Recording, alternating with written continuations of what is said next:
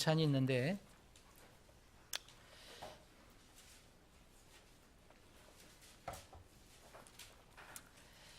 자, 오늘 제가 읽을 이 부분은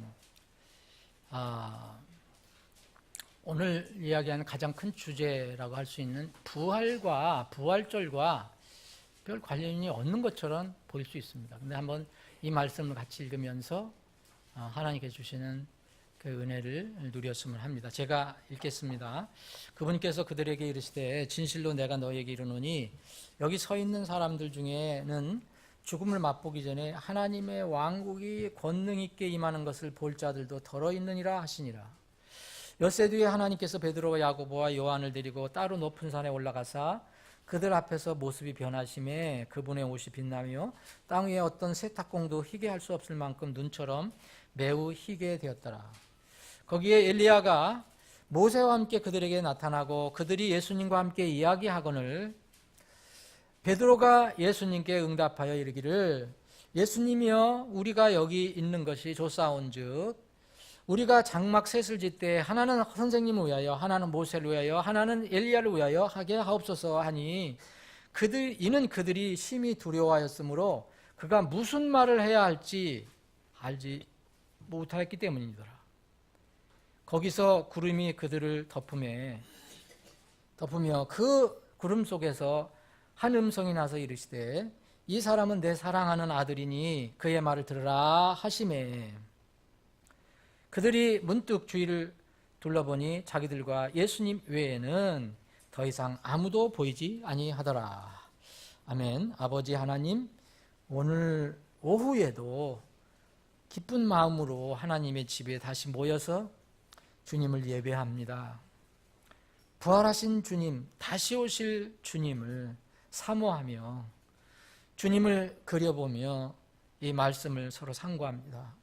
이 말씀을 통해서 주님께서 우리에게 주시고자 하는 교훈 주시고 또 생명의 양식도 필요한 양식을 풍성히 내려 주옵소서. 거룩하신 예수님의 이름으로 기도합나이다. 아멘.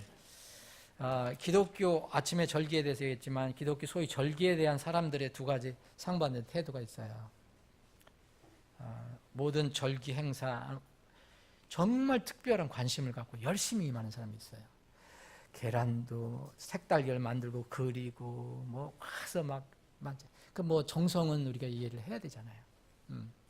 정말 무슨 뭐 행사했다면 뭐 난리를 새벽 일출 예배한다면 거기 또 나가고 또 이런 사람이 있는가 하면 전혀 무관심한 사람이 있어요. 또 무관심한 걸 넘어서 무시하는 사람도 있어요. 그래서 절기의 의미까지도 완전 무시되어서 그 사람에게는 예수님의 부활이라는 자체도 생각해 볼 시간이 없는 그래서 아무것도 안 하는 그런 사람이 있어요. 저는 이게 두 가지가 좀 고려를 좀 주의를 해야 된다고 생각하는데 우리 근본주의 신앙을 가지고 있는 성경을 믿는 성경신자들은 어떤 태도를 취할 것이냐. 우리 사자성어에 과유불급이라는 말이 있잖아요. 과유불급 다 아시죠? 우리 아이들만 좀 과유불급이라는 것은 지나치면은 못 미친다. 불급이에요. 거기에 이르지 못한다. 지나치면은 이르지 못하는 거다. 그러니까 어떤 선을 확 넘어서 가면 그 도착한 지점 확 지나가 보면은 못 이룬 것과 같다라고 얘기하는 거예요. 그래서 이 적당한 선에서 이것을 취급해야지 정도가 지나치면 그럼 미치지 못한 것 같다 그런 말입니다. 또 하나 이제 비슷한 게 이제 이 교각사루라는 말이 있어요.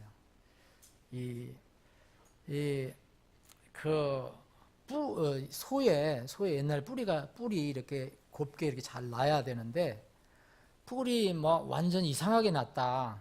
그래서 뿔을 잡으려고 교각을 하려고 하다 보니까 잘못해서 소를 죽여버리는 경우가 있어요. 뿔을 정리하려다 보니까. 그래서 교각사루라고 하는데 이 어떤 조그만 어떤 부족한 점이나 결점을 고치려다가 완전히 그냥 그 본말이 전돼가서 중요한까지도 다 없애버리는 이런 것을 이제 교각사루라고 하죠.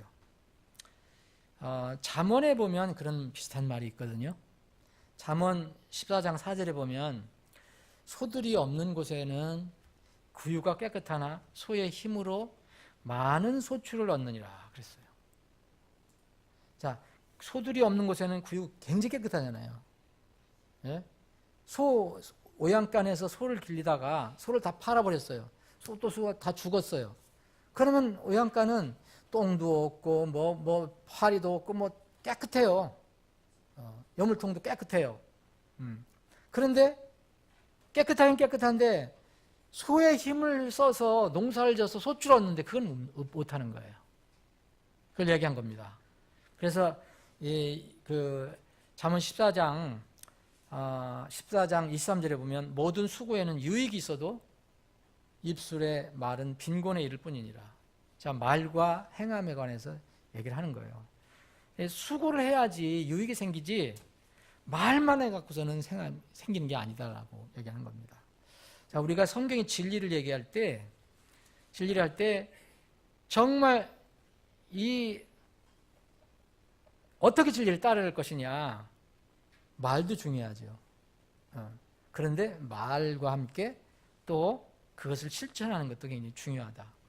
여러분들이 어떤 성경의 진리에 대해서 얘기할 때 분명히 오늘 아침 제가 설교한 거 어떤 사람이 들으면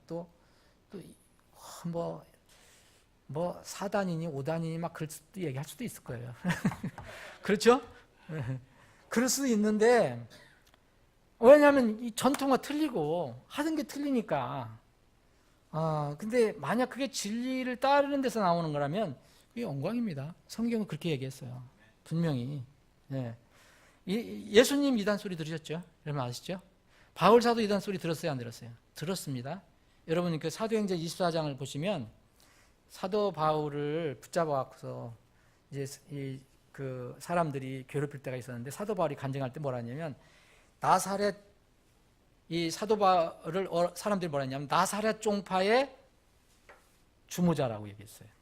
여기 나사렛 종파라는 거에 의해서면 종파라는 것은 지금 사이비를 얘기하는 거예요. 섹트.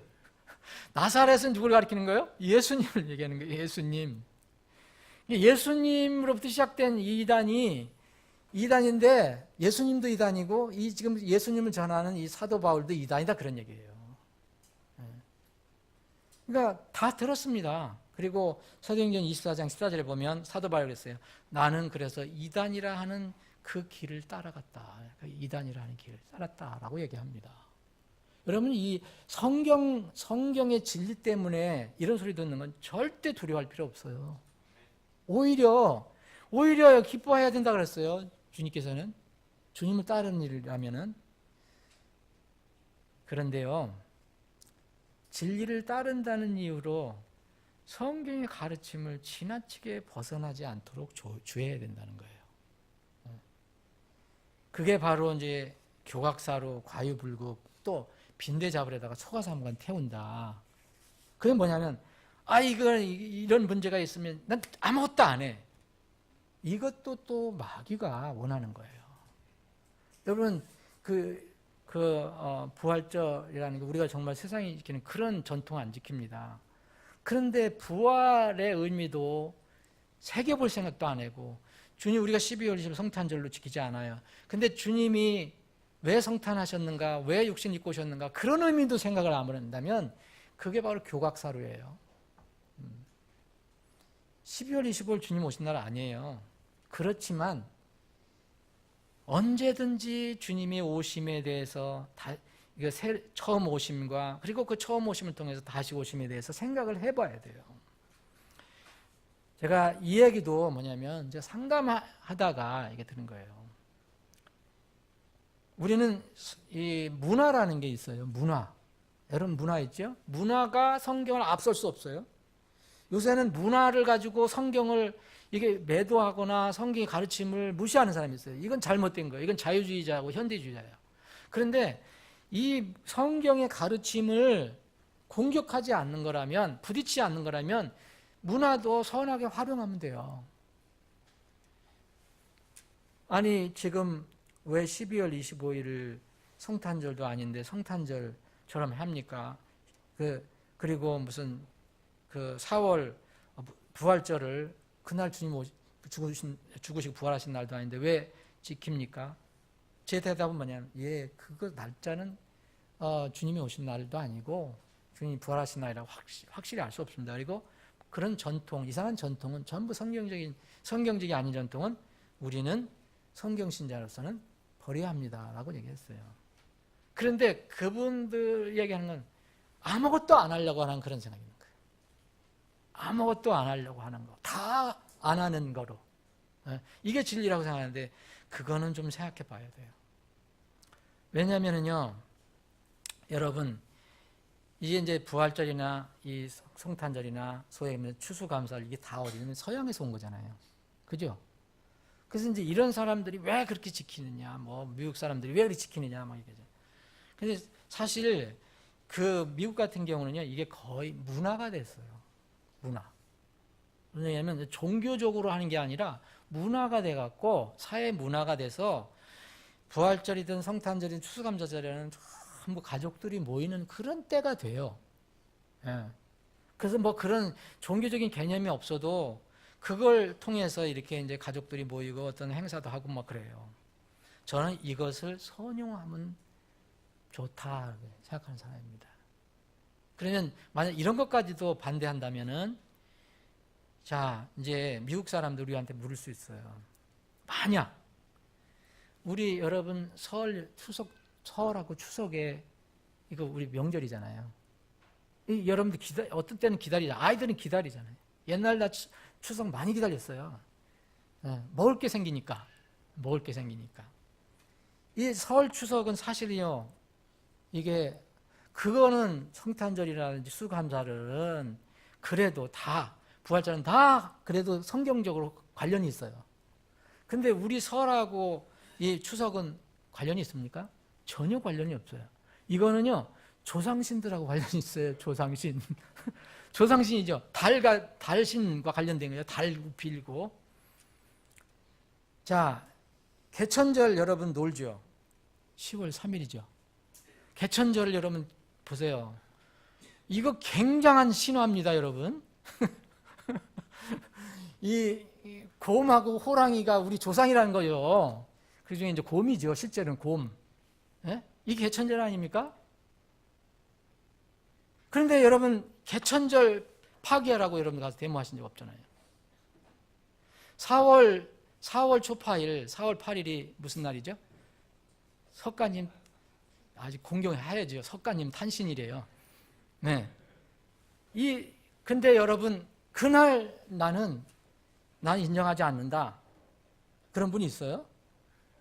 여러분 직장생활 많이 하시는데 나는 설, 추석 인정 안 해. 이거 나는 성경신자니까 나는 이거 인정할 수 없어. 조상신 섬기는 거잖아. 그리고 뭐 개천절도 이게 무슨 우리가 무슨 곰의 자손이란 말이야? 그 더군다나 초파일 그때 말할 것도 없어. 그래서 여러분 이런 이교도적인 배경이 있기 때문에 여러분 혼자 출근하셨어요? 정말로 출근하셨어요? 그렇게 해야 되거든요. 그날 인정 안 하려면은. 그렇죠? 공의를 주장한 것은 그런 의미로 줬잖아요. 그런 의미로. 여러분 아니면 요새 뭐 흔히 하는 것처럼 뭐 청와대에 뭐 해달라고 뭐 쭉 해서 뭐 10만인 20만 하면은 또 그걸 해야 된대요. 여러분 그거 한번 해봤어요? 안 하시잖아요. 어떻게 해야 될 거냐 이거예요. 그래서 지혜가 필요하다는 거예요. 여러분 국가에서 쉬라고 한 날은요, 감사하게 그냥 잘 쉬세요. 그날 우리가 예를 들어서 개천절날 우리가 무슨 그거 신화 우리 좋아하면서 그거 쉬는 거 아니잖아요. 우리가 여러분 설이나 추석 때 가서 달 빌리는 사람 없잖아요. 혹시 뭐지 기독교인 사람이 그런 사람이 가끔가다 있어요. 근데 그거는 문제가 있는 사람들이고, 근데 여러분 설이나 무슨 명절 이런 데 가서 그걸 합니까? 안 하잖아요. 아니 국가에서 쉬라고 한 날은 그냥 잘 쉬면서 그런 풍습에 참여하지 않고 오히려 뭐 해야 됩니까? 진리를 위해서 활용하면 되잖아요. 활용하면. 그래서 부활절 시즌에 여러분 성탄절 시즌에 그거 예수님 안 오신 날이 분명해요. 그날 정확한 날이 아니에요. 성경에서 그렇게 하라는 것도 없고. 그런데 세상이 그럴 때 우리가 지혜를 발휘해서 우리가 중요한 것은 나를 섬기는 거예요? 그게 아니죠. 우리는 혼을 한 사람이라도 건져내는 게 중요하잖아요. 그래서 그날을 쉴 때 우리가 지혜롭게 그날을 활용하면 돼요. 우리 성탄절 때 모이죠. 근데 뭐하러 모이는 거예요, 여러분? 오늘이 예수님 탄생하신 날 행일 축하합니다. 모이지 않아요. 예수님이 왜 오셨는가 그 의미를 새기고 다 같이 노는 날이니까 그날. 그리고 또 일반 세상 사람들은 아무것도 모르면서도 성탄하면은 뭔가 생각을 하니까 그날 우리 찬양대가 모여서 특별 찬양으로 복음을 전하잖아요. 그죠? 이렇게 지혜롭게 하면 되는 거죠. 어떤 사람이 이 부활절 이거 예수님 부활한 날 아닙니다.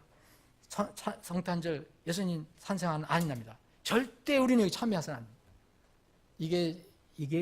이게 좋은 태도인가 지혜롭지 못한 태도라는 거죠. 잘못하면은 소 오양간에 이 구유는 맨날 깨끗하게 소가 없으니까 근데 일은 없는 거예요. 일은 못해요. 우리는 지금 어느 세상에 살고 있습니까? 사악한 세상에 살고 있어요. 우리는 여기 이 사악 세상에 선교사로 와 있는 거예요. 그럼 사악한 세상에서 여기서 등지고 가서 산속에 혼자 살면 안 됩니다, 여러분.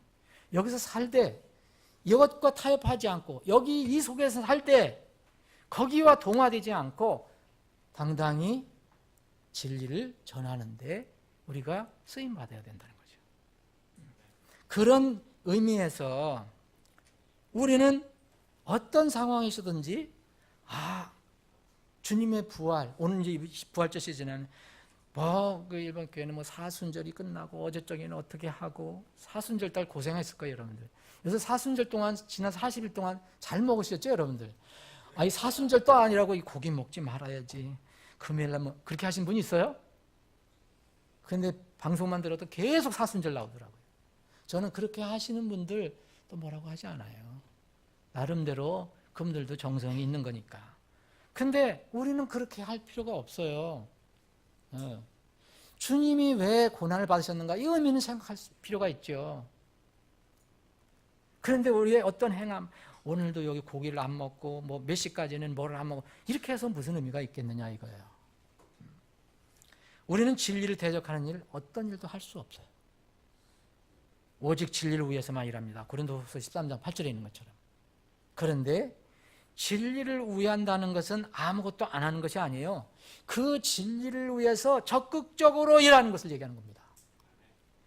진리의 기둥과 터인 주님의 교회와 복음을 위해서 열심히 사는 것을 얘기하는 거예요. 아무것도 얘기 안 한다는 것을 얘기하는 게 아닙니다. 오늘 부활에 관련돼 갖고 제가 이 말씀을 택한 것은 여기 베드로가요. 이게 여러분들 변화산상에서 일어난 일이잖아요. 여러분 잘 아시잖아요.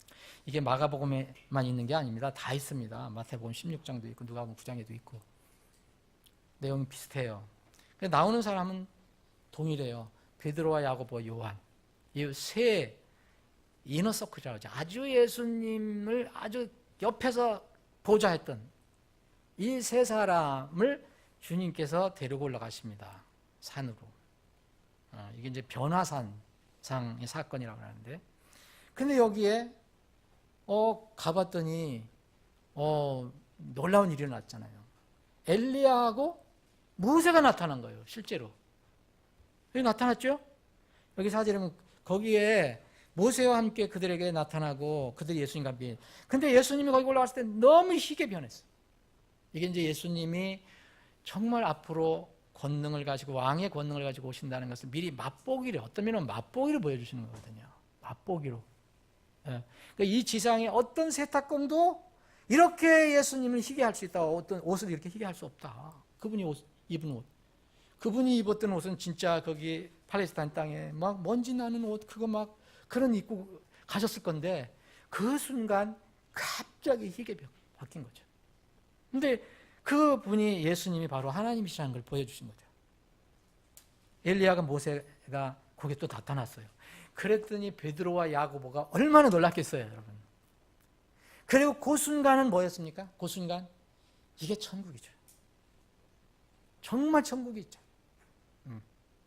그러니까 베드로가 예수님께 이제 엘리야가 모세가 나타나서 예수님과 막 얘기를 하니까 세 분이 얘기를 막 하니까 굉장히 의롭고 성질이 좀 저보다 좀 급한 이게 베드로가 예수님께 이제 말을 한 거예요. 그게 이제 5절입니다. 선생님, 주님, 선생님, 여기 있는 것이 좋겠다 그랬어요. 너무 좋잖아요, 여러분. 엘리야도 있고 정말 엘리야 만나보고 싶은 엘리야, 모세도 있고 예수님은 완전히 팔레스타인 같이 돌아다니면서 유대 땅 돌아다니면서 먼지 묻고 뭐 꼴이 형편없죠. 뭐 목욕을 하셨겠어요. 뭐 며칠씩 못 하실 거 아닙니까? 그런데 갑자기 이런 모습으로 바뀌고 하늘에서 엘리야와 모세가 나타나니까 이 베드로는요, 그 자리가 완전히 천국이 된 거예요. 사실 천국이에요. 여러분 진짜 지금 이 자리에 모세와 엘리야가 나타나고요, 예수님이 흰 옷 입고 나타나셨다 봐요. 이 자리가 천국이죠. 그러니까 베드로가 우리가 여기 있는 게 좋다. 왜 좋으니까 여기다가 그 좋긴 좋은데, 아니 이 세 분들을 위해서 뭔가를 장막을, 이분들을 붙잡아 놓으려면은 뭐 거할 처소가 있어야 되잖아요. 그러니까 집을 져드리겠다. 네? 집을 3개를 짓겠다. 선생님을 위해서, 그리고 모세를 위해서, 엘리야를 위해서 짓겠다. 그런데 자기가 무슨 말하는지도 모르는 거예요, 지금 이게. 정신이 없는 거예요, 정신. 너무 놀래갖고. 예? 그 여기 보세요. 심히 두려워했으므로. 두려워했다는 거 잘 생각하셔야 돼요. 두려워했다. 무슨 말을 해야 할지 못하였기 때문이더라.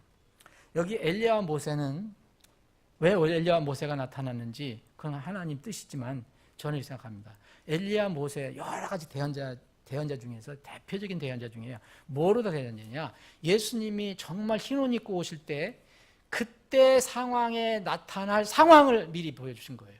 저는 그렇게 생각합니다. 예수님 오실 때, 여러분 예수님 오실 때를 지금 뭘로 기다리고 계세요?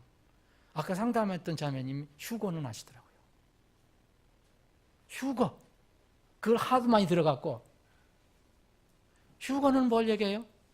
자, 죽은 사람은 묻혀있다가 그때 일어나는 거고, 그죠? 무덤에서. 그리고 여러분들은 그때 살아있으면 그때 여러분들이 산채로 썩지 않은 몸으로 완전히 바뀌는 것을 얘기하는 거예요. 그게 부활이에요. 그러면 그때 놀랍게 일어날 일에 두 종류의 사람이죠. 하나는 무덤에서 일어나는 사람, 하나는 무덤에서 일어나지 않고 그냥 살아있다가 변화되는 사람. 모세하고 엘리야가 그걸 대표하고 있어요. 왜 엘리야가 앞에 가 있어요? 원래는 모세가 앞에 가 있어야 되잖아요. 시차적으로 보면은 엘리야가 모세보다 엘리야가 더 능력이 있어서 그러는 게 아니에요. 저는 그렇게 생각하거든요. 엘리야가 앞설 수밖에 없어요. 왜요? 성경이 뭐라 그랬습니까? 너희가 죽은 자들 앞설 수 없다 그랬어요. 무덤에 있는 자들이 먼저 일어난다 그랬어요. 그 다음에 우리가 일어난다 그랬어요. 엘리야, 그리고 모세가 왔어요. 엘리야는 죽지 않고 일어난 사람의, 죽지 않고 하늘에 올라간 사람의 대표입니다. 모세는, 여러분 성경 보세요. 죽었어요. 모세 몇 살에 죽었어요? 120살에 죽었어요. 120살에 죽은 사람이에요. 그래서 묻혔어요, 분명히. 그 사람의 대표예요. 그 사람의 대표. 예수님이 이렇게 오실 때 분명히 이 두 종류의 사람이 있어요. 여러분들은 어디에 들어가고 싶어요? 엘리야 쪽에 들어가고 싶은 거죠. 그게 기다리는 거예요, 여러분들. 아마 여러분들 다 그렇게 되기를 저는 소원합니다. 될 거예요. 우리 어르신들도 될 겁니다. 네? 주님이 자꾸 늦게 오시면 어르신들은 계속 사시면 돼. 100살 이상까지 사시면 되는 거예요. 네? 이게 모세 엘리야예요. 근데 베드로가 보니까 너무 좋잖아요. 그러니까 집을 짓겠다는 거예요. 그런데 자기가 무슨 말을 하는지도 몰라요. 무슨 말을 해야 할지 알지도 못해요. 근데 두려웠다 그랬어요. 심히 두려웠다. 왜 두려웠다 그랬을까요? 네? 그래서 거기서 구름이 그들을 덮음에 그 구름 속에서 한 음성이 나서 이르시되 이 사람은 내 사랑하는 아들이니 그의 말을 들으라 하시매. 그래서 막 주위를 둘러보니까 이제는 뭐예요? 자기들과 예수님 외에는 아무도 없더라는 거예요. 하나님 음성도 사라지고 모세와 엘리야, 모세도 없어요. 현실로 돌아온 거예요. 현실로. 자, 우리는 어떻게 지금 살고 있는지, 우리가 신분적으로는 바로 요 앞에 살고 있어요. 요 앞에 살고 있는 거예요. 신분적으로는. 우리의 영혼은 지금 하늘에 가 있어요. 그런데 현실적으로 우리가 하나님께 정해주신 기간이 있어요. 요게 바로 요겁니다. 주위를 돌아보니까 우리 그들 외에 다른 엘리야도 없어지고 모세도 없어지고 하나님 음성도 없어지고 단 예수님만 거기 계세요. 자기들과 예수님이에요. 우리는 지금 예수님과 동행하는 삶 위에는 아무것도 없어요. 지금 그 삶을 살고 있어요. 부활, 이거 부활과 아무 상관이 없는 게 아니라 정말 부활과 상관이 있는 겁니다. 여러분 이거 쭉 읽어보시면 그들이 산에서 내려올 때 보면요, 뭐라고 예수님께서 말씀하셨냐면, 그들이 산에서 내려올 때 9절 보니까 그분께서 그들에게 명하사 사람의 아들이 죽은 자들로부터 일어날 때까지는 그들이 본 것들 아무에게도 말하지 못하게 했다. 제자들에게 이렇게 얘기해요. 너희들 아무에게도 얘기하지 마 라고 주님께서 제자들이 말했어요. 언제까지? 사람의 아들 인자가 죽은 자들로부터 일어날 때까지, 곧 부활의 때까지 아무에게 얘기하지 마라. 그랬더니 이들이 그 말씀을 자기들끼리 간직하며 서로에게 죽은 자들로부터 일어나는 것이 무엇을 뜻하는지 묻더라. 도대체 이게 무슨 말이야? 아니, 우리 선생님이 죽었다가 다시 일어난다는 거야? 그겁니다, 지금. 응? 그래서 계속 묻습니다. 어떻게 그럼 반드시 엘리야가 먼저 와야 한다고 하는데 이게 나와 있는 말씀이잖아요. 이 구약 성경에. 이게 뭡니까? 엘리야가 나오는 거예요. 또 엘리야. 근데 엘리야가 뭐냐? 예수님께서 말합니다. 엘리야로 내가 왔다. 그분께서 그들에게 대답하여 이르시되 참으로 엘리야가 먼저 와서 모든 것을 회복하려니와 사람의 아들에 대해서는 기록된 바 그가 반드시 많은 일들로 고난을 당하고 멸시를 당하리라 하였느니라. 여러분 엘리야가 구약성이 이 동의하는 분도 있고 안 동의하는 분도 있지만 그 마지막 이 환란 때 엘리야가 두 증인으로 온다는 그런 해석이 많이 있습니다. 두 증인. 바로 그게 두 증인이 모세와 엘리야라고 해요. 모세와 엘리야. 두 증인 나오잖아요. 근데 엘리야가 와서 모든 회복하는데 이 사람의 아들 인자는 이제 고난을 당하고 멸시를 당할 것이다. 그런데 뭐라 하냐면 예수님께서 13절에 이미 왔다. 엘리야가 왔다라고 얘기했어요. 이미 엘리야 왔다가 죽었잖아요. 근데 만약 계시록의 그 두 증인 중에 하나가 엘리야라면 아직은 안 왔는데 왔다라고 얘기해요. 예수님께서 참으로 엘리야가 이미 왔을 때 그에 대해 기록된 바 같이 자기들이 하고자 하는 것을 다 그에게 행하였도다. 예수님께 지금 하고 있다는 거예요, 사람들이. 엘리야 죽을 곱이 많이 남겼죠. 근데 예수님은 실제 죽으셨습니다. 그래서 이제 이 14절서부터 이가 시작된 겁니다. 이것도 저는 절대로 관련이 있다고 생각해요. 여러분들 따로 해석을 할 수도 있지만, 그 그분께서 자기 제자들에게 이제 와서 보니까 막 큰 무리가 모여 있는데 그 서기관들하고 막 논쟁을 하고 있는 거예요. 여기 자기 제자들은 뭐냐? 세 사람만 올라갔잖아요. 야고보와 요한과 베드로, 그죠? 나머지 9사람하고 다른 제자들이 그 밑에 있었는데 와보니까 큰 무리가 둘러싸고 거기에 서기관들하고 제자들하고 논쟁을 하고 있는 거예요. 논쟁이 뭐냐? 그리고 물어봤더니 무리 중에 한 사람이 이렇게 대답하는 거예요. 17절에 보니까 선생님, 이 사람은 이제 아들을 두고 있는 사람이에요. 내가 말 못하는 영이 들린, 이제 쉽게 얘기하면 말 못하는 마귀 들린 내 아들을 좀 고쳐달라고 이렇게 예수님께 선생님께 데려왔습니다. 근데 내 아들이 너무너무 고통을 받습니다. 막 뒹굴고 막 이 마귀가 활동을 하면. 그래서 내가 선생님이 제자들에게 데리고 왔습니다. 좀 고쳐달라고. 여기 18절이 있잖아요. 18절에 보면 내가 선생님의 제자들에게 말하여 그들이 나를 내쫓게 하였으나 그들이 뭐였습니까? 하지 못하였나이다. 그랬더니 이들이 그래서 논쟁을 한 거예요. 이 제자들하고 서기관들하고 예수님의 이름으로 우리가 하는데 예수님의 우리 제자들인데 그러니까 서로 공격을 했겠죠. 그랬더니 이제 예수님께서 이렇게 그에게 응답하여 돼. 오 믿음이 없는 세대요. 거기 있는 모든 사람들을 다 얘기합니다. 내가 언제까지 너희와 함께 있으리요? 언제까지 너희를 용납하리요? 그를 내게 데려오라. 예수님은 항상 그들과 함께 있지 않아요. 조금 있으면 가셔야 돼요. 예수님이 긍휼히 여기서 데려오라 합니다. 데려오라 하십니다. 그래서 사람들이 그 마귀 들린 그 사람을 데려왔어요. 그랬더니 이제 예수님 앞에 오면 이제 끝나니까 그 안에 들은 영이 그 마귀가 악한 영이 얼마나 괴롭히겠어요. 그래 그를 쥐뜯고 막 나오잖아요. 여기 썰에 둥글고 거품을 흘리고 20절에 보면 예수님께서 언제부터 이런 일이 있었느냐 그랬더니 뭐랬습니까? 어릴 때부터이다 그랬어요. 어릴 때부터이다. 그러면서 죽이려고 불과 물에 그걸 자주 던지고 그러니까 주님 선생님께서 정말 무엇을 하실 수 있거든 정말 나를 불쌍히 여기셔서 우리를 불쌍히 여기셔서 나하고 우리 아들을 불쌍히 여기셔서 도와주었으면 좋겠다. 그랬더니 23절 예수님께서 그에게 이르시되 네가 만일 믿을 수 있거든 믿는 자에게는 모든 것이 가능하니라 하시고 이 말씀을 여러분 잘 생각해 보세요. 이 제자들이 사실 제자들에게 들으라는 말씀이에요.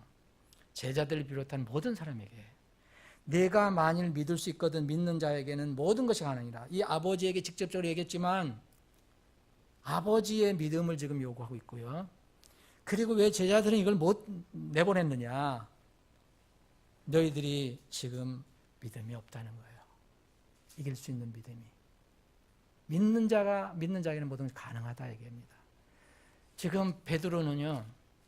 여기서 베드로를 비롯한 이 세 정말 베드로, 야고보, 요한 같은 리더들도 도대체 예수님이 죽었다가 일어난다는 게 뭐냐? 서로 물었죠. 그 밑에 있는 제자들은 더 말할 것도 없고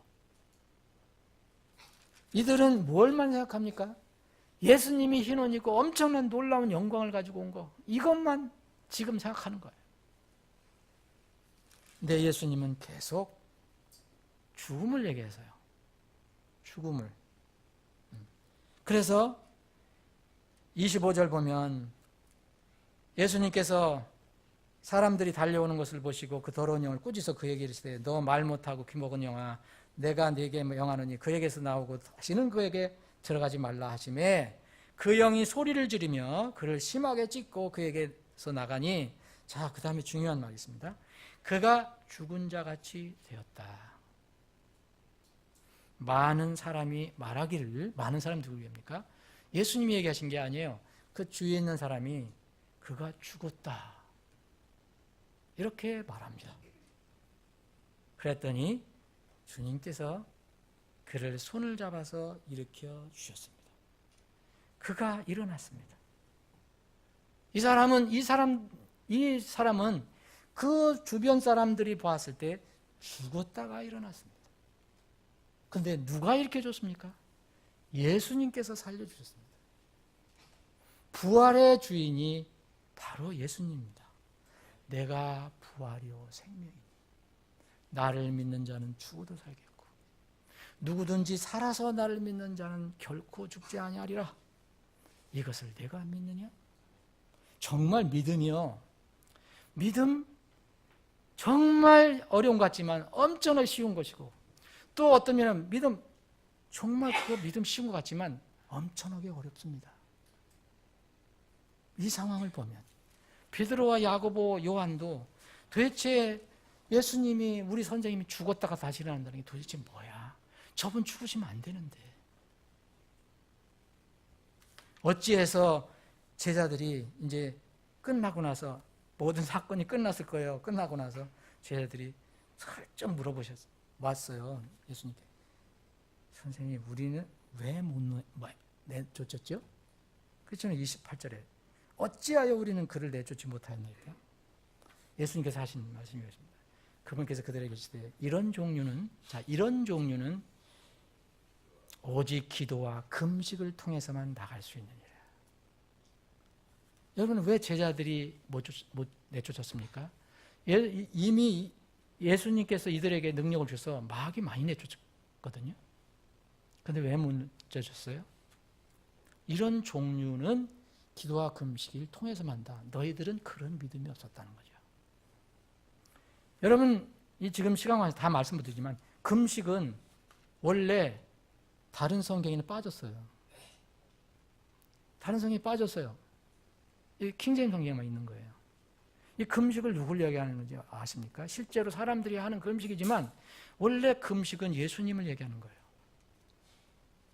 예수님이 바로 금식이었다.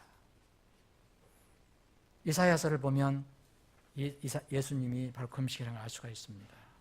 우리를 위해서 금식하신 분이에요. 우리 위해서 모든 고통을 받으신 분. 여러분, 이걸 뭘 얘기합니까? 온전히 주님 앞에 다 내가 그냥 내려놓겠다. 다른 세상적인 것을 다 내려놓겠다.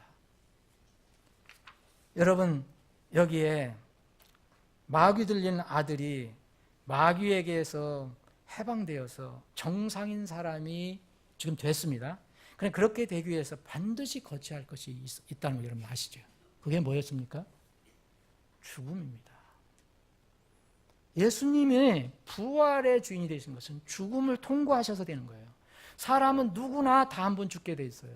그런데 안 죽으려고 하려고 그러니까 부활이 없는 겁니다. 베드로는 이 아름다운 모습을 보고 죽음을 통과하기 전에 일을 원했던 거예요. 이 자리에 이 새 장막을 짓고 세 분을 모시면 좋겠다. 여기가 천국이다. 베드로는 안 죽었는데요, 아직. 그랬더니 베드로는요, 뭐 이게 했으면 좋겠다. 선생님도 오해하고 모세도 오해하고. 근데 뭐라 했습니까? 심히 두려웠다 그랬어요. 심히 두려웠다. 여러분, 정말 죽음, 내가 죄인이라는 거, 내가 죽어야 할 존재라는 것을 알고 나서 예수님을 만나야 참 기쁨이 있죠. 내가 살아있는 상태에서 예수님 만날 얘기해봐야, 만날 세상 얘기해보면 두려움이 없어요. 두려움.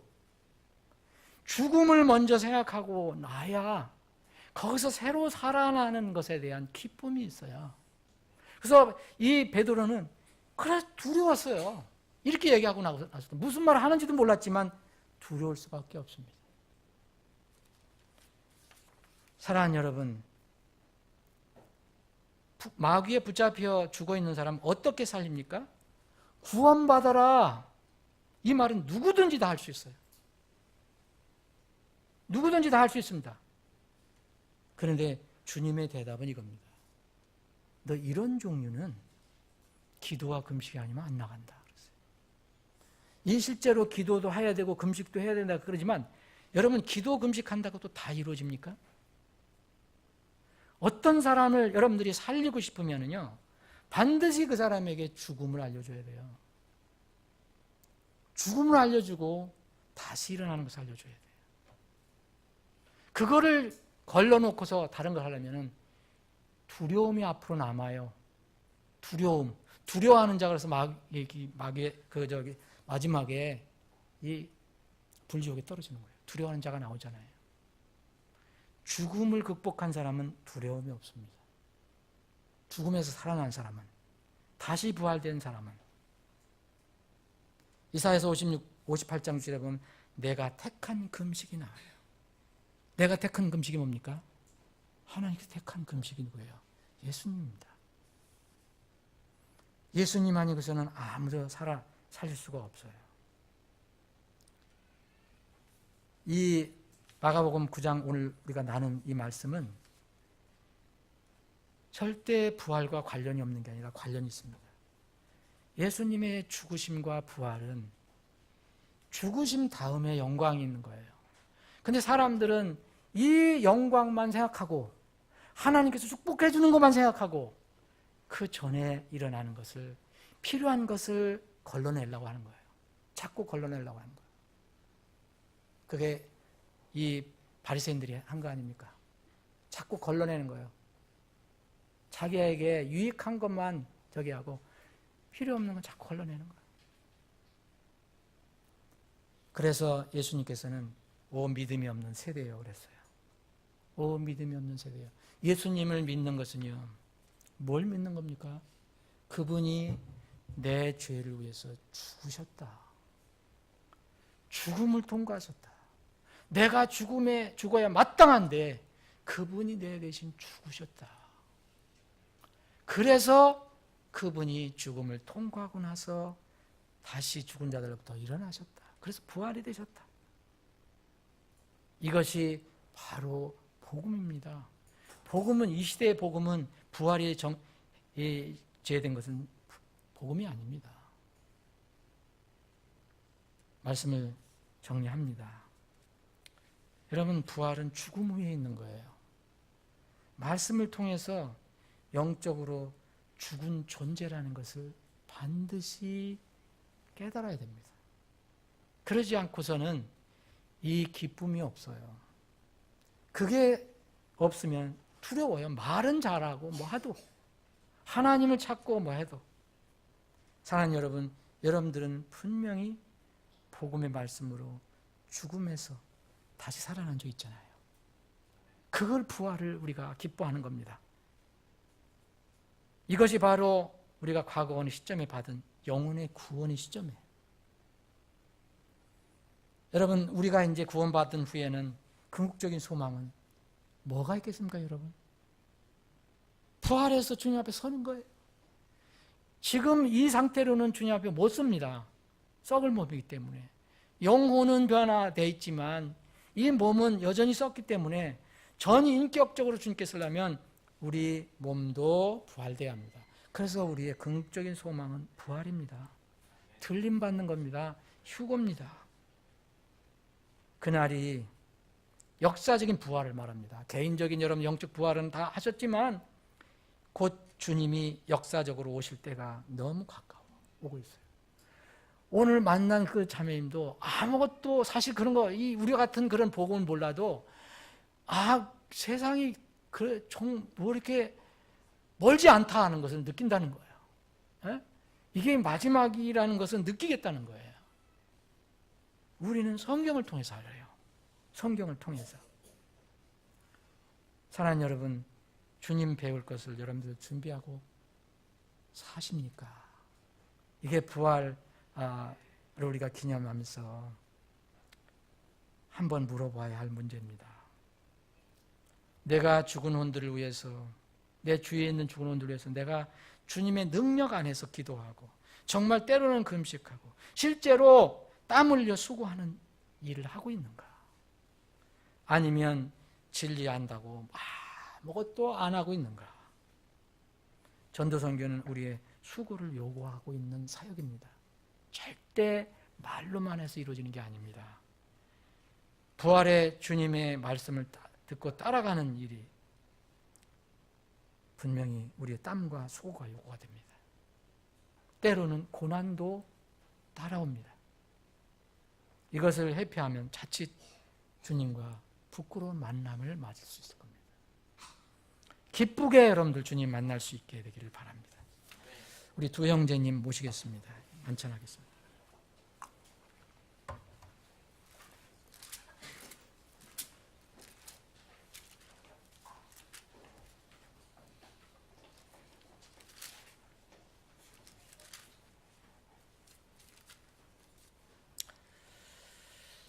여러분, 매월 첫째 주 오후에 주님 만찬을 하는데 할 수 있으면 가급적 주님 만찬에 참여하시기 바랍니다. 원래 이제 주님 만찬은 예수님이 처음에 제정할 때는 밤에 했잖아요.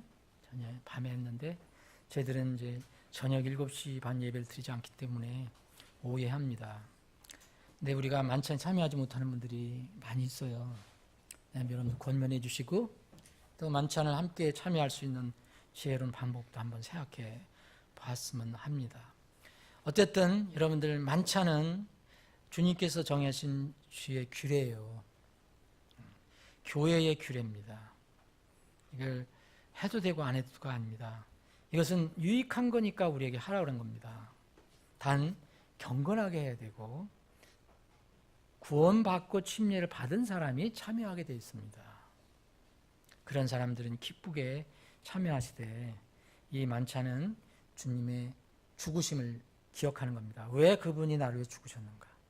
그런데 이것을 언제까지 기억하느냐 하면 주님께서 오실 때까지 찬다 그랬어요. 다시 오실 주님을 생각합니다. 부활 승천하셔서 다시 오실 주님. 그래서 주님의 죽으심과 묻히심과 부활하심과 승천과 재림까지 이 내용이 만찬 안에 들어가 있습니다. 그래서 그런 의미를 여러분들 한번 생각해 보시면 만찬에 참여하시면 좋겠습니다. 먼저 주님께서 우리를 위해서 아낌없이 내어주신 그분의 고귀한 몸을 상징하는 누룩 없는 빵을 분배해 드리겠습니다. 분배해 드시죠.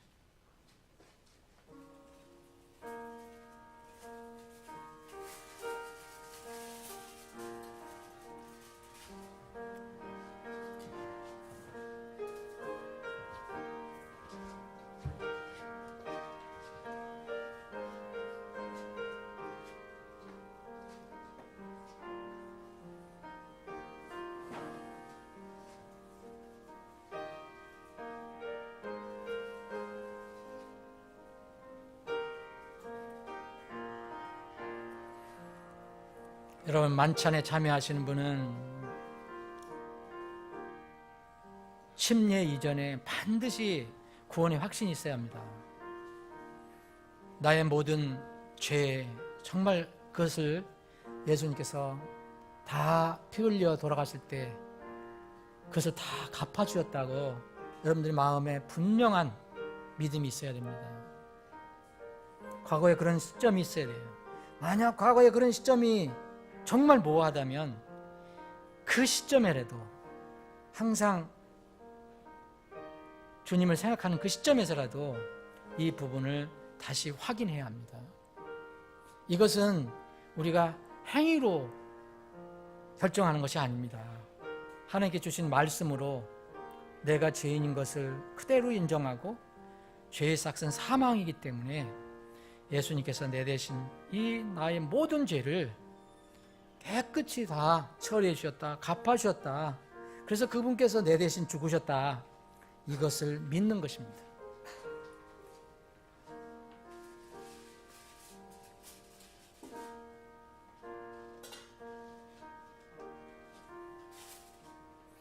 주 예수님께서 배반 나가신 바로 그 밤에 빵을 집으사 감사를 드리신 뒤에 그것을 떼시고 이르시되 받아서 먹으라. 이것은 너희를 위하여 찢긴 내 몸이니 너 나를 기억하여 이것을 행하라.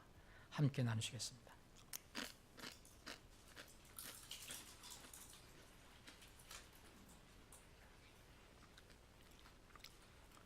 다음은 주님께서 우리를 위해서 죄인들을 위해서 흘려주신 그 보배로운 피를 기념하고 상징하는 잔을 분배해 드리겠습니다.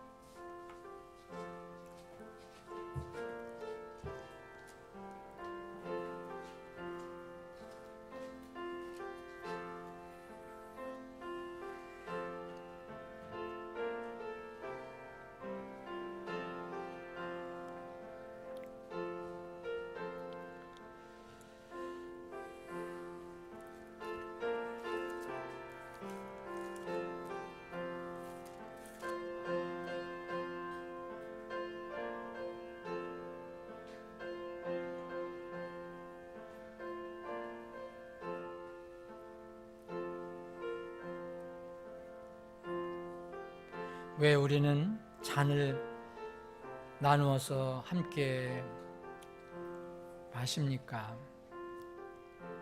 이것은 예수님의 피를 사람들이 눈으로 볼 때 느낄 수 있는, 기념으로, 상징으로 느낄 수 있는 가장 적합한 그런 음료입니다. 그래서 하나님께서 정하신 것입니다. 이것은 예수님의 피를 상징합니다. 피가 없으면, 피 흘림이 없으면 사면이 없기 때문에, 죄로부터 용서받는 것이 없기 때문에 예수님은 우리를 위해서 피를 흘리셔야 했습니다. 저녁 식사 뒤에 또 그와 같은 방법으로 잔을 집으시고 이르시되 이 잔은 내 피로 세우는 새 상속 언약이니 너희가 그것을 마실 때마다 나를 기억하여 이것을 행하라 하셨느니라. 너희가 이 빵을 먹으며 이 잔을 마실 때마다 주의 죽으심을 그분께서 오실 때까지 보이느니라. 함께 나누시겠습니다.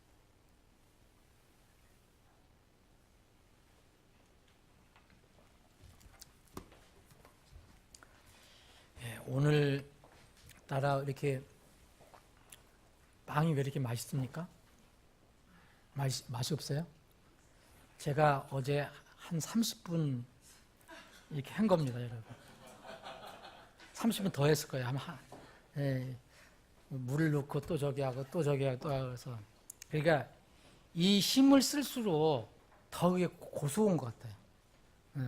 그냥 대충 하면 거칠고 맛이 없어요. 그래서 중국집에서 계속 이렇게 치는 게 그거 같아요. 여러분들에게 입맛을 돋구려고 그런 건 아니고, 어쨌든 오늘따라 이게 굉장히 고섭다는 느낌이 들고, 오늘따라 이 잔이